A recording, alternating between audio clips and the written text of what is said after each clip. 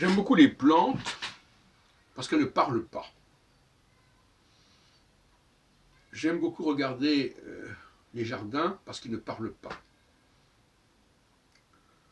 Est-ce que ça fait de moi un misanthrope? Je ne sais pas. Mais j'ai du mal à supporter le bruit des gens. Souvent un bruit qui est inversement proportionnel à l'intérêt de ce qu'ils ont à dire.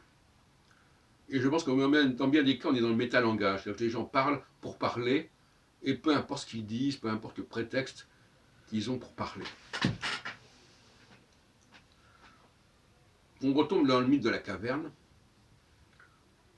C'est à l'extérieur de la caverne qu'il y a les plantes, qu'il y a le paysage, qu'il y a la végétation.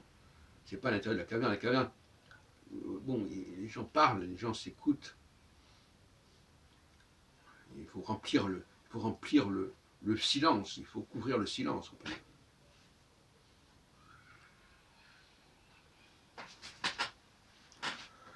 Euh, Souvent, les gens n'ont même pas besoin de se regarder. Dans certaines cultures africaines ou autres, les gens ne se regardent pas, ils sont l'un à côté de l'autre, et puis le principal, c'est que ça parle, ça se parle. Les sociétés où les gens ont besoin de se regarder, de se voir, sont des sociétés qui sont hors de la caverne, qui n'ont plus besoin de ce palliatif de l'oralité. D'ailleurs, à ce propos, l'écrit est de l'ordre de l'oralité. Il ne faut pas dire que l'écrit, parce qu'on le voit, c'est du visuel. Non, ce n'est pas du visuel. Parce qu'il faut bien que quelqu'un ait écrit. Si je regarde quelque chose se produire, je le vois, ce qu'il produit. Maintenant, si je lis un texte, c'est un texte qui me dit ce qu'il faut voir, ce qu'il faut penser. Ce n'est pas du tout la même chose.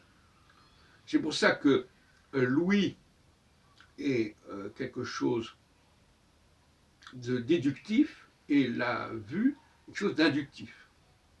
Parce que l'ouïe, c'est je vais travailler à partir de ce qu'on m'a dit. L'enfant, il pense le monde à partir de ce qu'on lui a dit. D'ailleurs, Piaget a montré, je crois, qu'ils ne comprennent pas forcément, parce que les gens utilisent des mots qui comprennent vraiment la portée de ces mots, parce que de toute façon, ils acquièrent tout un langage, tout un bagage de langage, alors qu'ils n'ont même pas encore rencontré la vie pleinement. Donc ces mots, ils les emploient comme ça. Il faut être dans la vue pour être dans l'induction.